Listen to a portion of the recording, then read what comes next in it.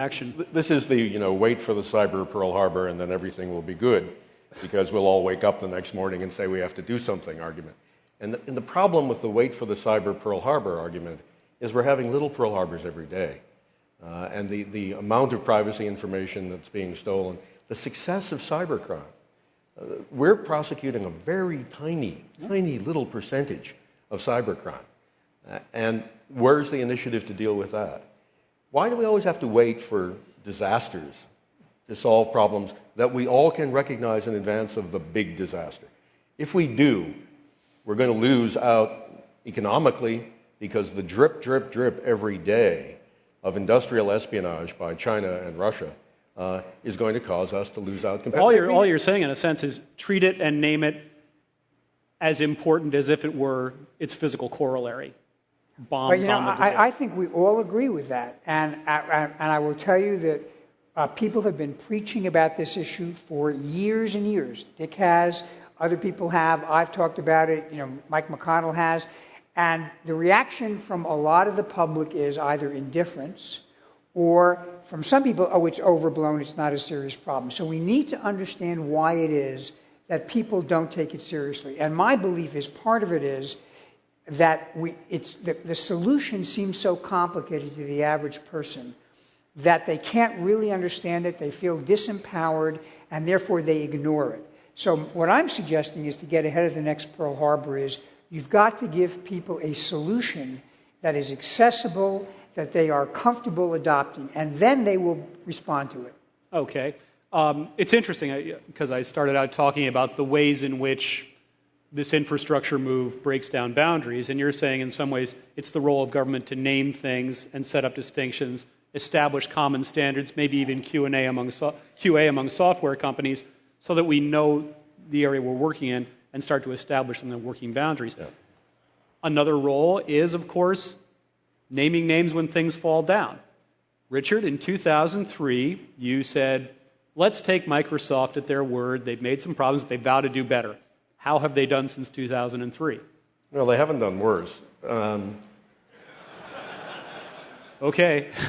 I think Microsoft, to be fair, Microsoft has... Oh, we'll take up the iPhone next. Don't worry. They're not... tried a little, and it's gotten a little better.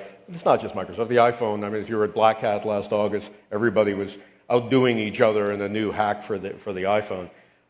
There's no government or private institution, trusted institution, that is rating these things. There's no consumer protection agency that's rating any of these cyber products. There's nowhere that you can go and learn that the iPhone is crackable by a 3-year-old.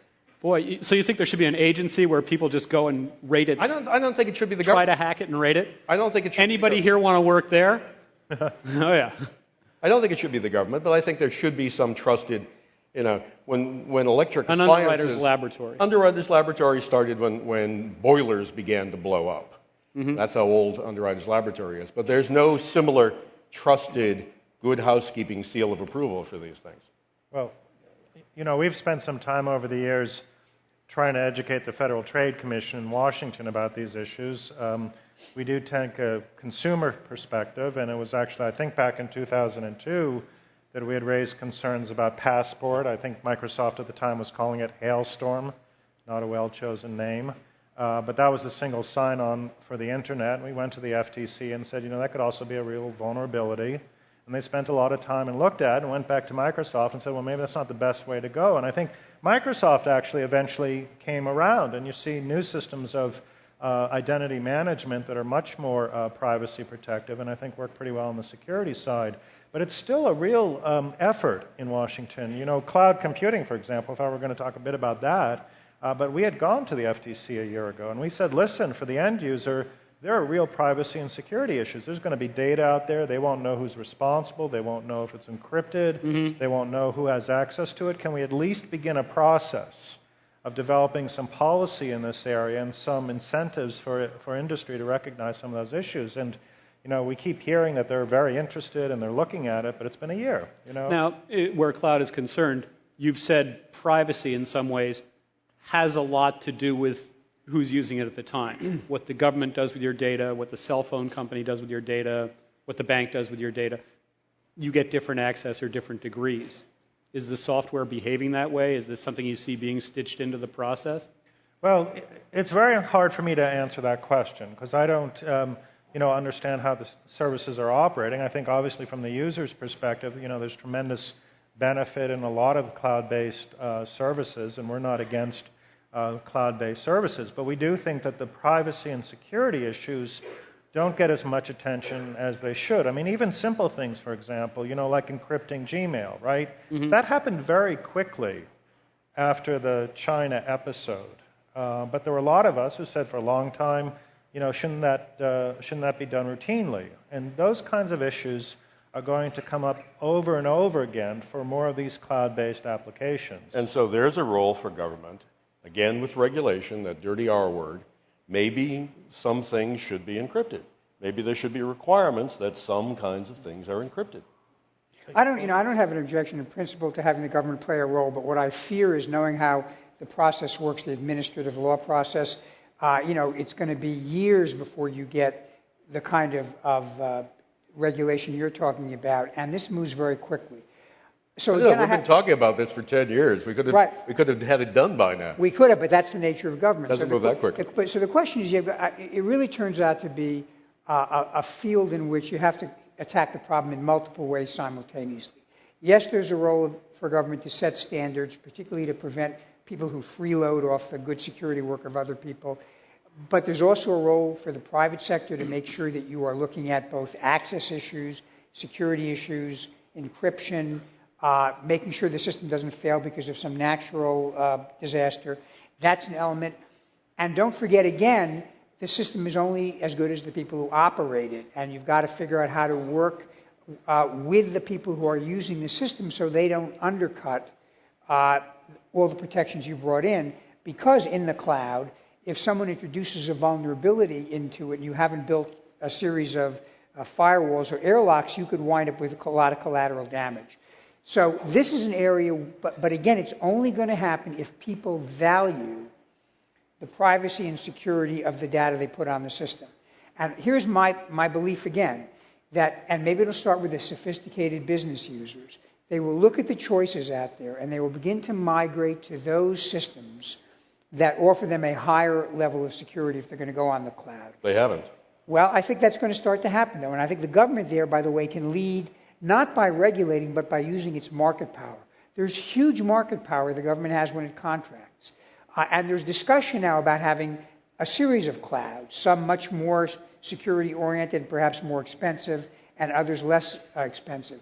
I think the government could, as a consumer, push a lot of this development. Okay, we have just a couple minutes left, and I'm going to ask a final rundown. Marc, I'll start with you, but same question to all three. What is, speaking from your passion, your area of knowledge, what is, in terms of what's going to happen next, the best possible outcome, the worst possible outcome, and the likely outcome you think will happen? Well, of course, I tend to focus a lot on Washington and what policymakers are doing and how well they understand these issues. So in my ideal world, they have a good understanding of these issues. And they have a good understanding of these issues, and they make some decisions based on their understanding. I'm not someone who says government shouldn't be involved. I think they're invariably involved. But when they are involved, I want them to know what the issues are, in particular to consider privacy and civil liberties. Worst outcome, of course, is that people don't know what they're doing. They disregard these concerns, and they go ahead and act anyway. And a lot of that happens. It would be tempting to say, well, the likely outcome is going to be somewhere in the middle. Yeah. In some places, that's true. But, it's a fascinating area because I think for the people in Washington who really take the time to understand it, they can come up with some innovative stuff. And if they can get people behind them who aren't afraid and have a bit of political will, you might actually see some smart ideas coming out on the policy front. So that's what I hope happens. Yeah. Richard? Well, I think the best possible world would be one in which we stop telling every company that it has to master cyberspace and putting the onus on individuals and putting the onus on every company. And we do a little triage of the problem. It seems to me there are three problems, and government is well suited to address those three problems. One is cyber war, where I think we need